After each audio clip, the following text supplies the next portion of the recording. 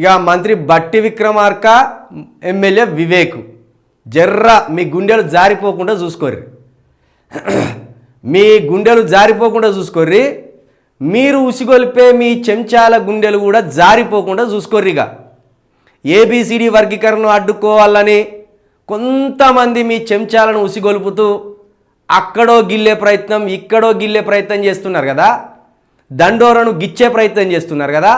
ఎంఆర్పిఎస్ని గిచ్చే ప్రయత్నం చేస్తున్నారు కదా. మందకృష్ణ గారిని గిచ్చే ప్రయత్నం చేస్తున్నారు కదా. ఇక గిచ్చితే ఏమవుతుందో కనబడుతుందా? పాటలతోటే పాడగట్టే ప్రయత్నం చేస్తున్నారు. పాటలతోటే పాడగట్టే ప్రయత్నం చేస్తున్నారు. ఇక ఈ గిచ్చుడు గిల్లుడు ఈ కవ్వించుడు మర్చి బంధు పెట్టి వర్గీకరణకు సహకరించండి. ఇది అన్నదమ్ముల పంచాయతీ అసొంటిది. అన్నదమ్ముల పంచాయతీ అసొంటిది. ఇది తండ్రి ఇచ్చిన ఆస్తిని చెరి సమానం పంచుకుందాం, సమానంగా పంచుకుందామని అన్నదమ్ముల పంచాయతీ ఇది. లేదు మొత్తమే మేము తింటామంటే ఊకునేటోడు ఎవడు ఉండడు. కాబట్టి దండోరను గిచ్చితే ఏం జరుగుతుందో పాటలతోటి పాడగట్టే ప్రయత్నం చేస్తాను.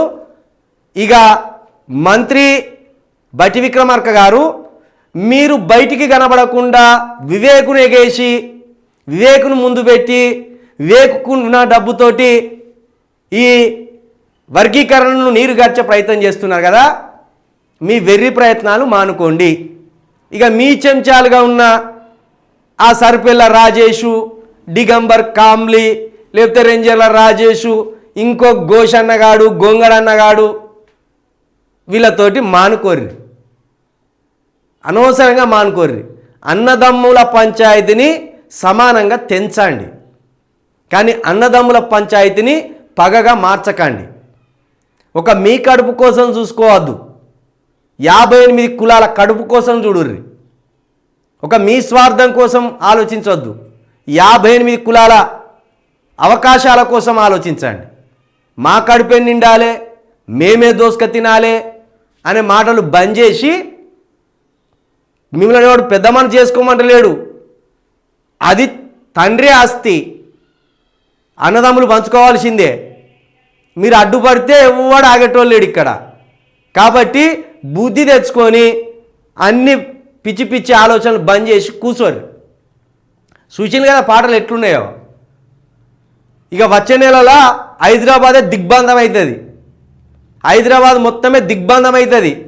రేవంత్ రెడ్డి గారు మీరు ఏకసభ్య కమిషన్ వేసినాం మేమని మీరు కాలయాపన చేస్తే కనుక వైఎస్ఆర్ కాలంలోనే వైఎస్ఆర్ రాజశేఖర రెడ్డి ముఖ్యమంత్రిగా ఉన్న టైంలోనే అసెంబ్లీ ఎక్కి మాదిగ జెండాను అటినోళ్ళు ఎంఆర్పిఎస్ వాళ్ళు. మరి నువ్వు వైఎస్ రాజశేఖర రెడ్డి కంటే పెద్దోనివి అయితే కాదు, ఆయనకున్న ప్రజాదరణ ముందు పెద్దోని కాదు. మరి వైఎస్ఆర్కే చెమటలు పట్టించిన వాళ్ళు ఎంఆర్పిఎస్ వాళ్ళు, వైఎస్ఆర్కే చెమటలు పట్టించిన వాళ్ళు ఈ మాదిగవారు.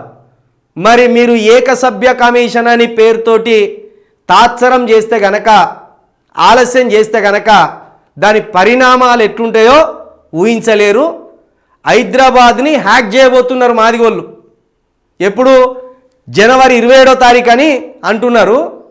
ఆ రోజు 1,00,000 డప్పులు 1000 గొంతుకలు, ఇక పాటలు ఆటలు లడాయి ఉంటుంది.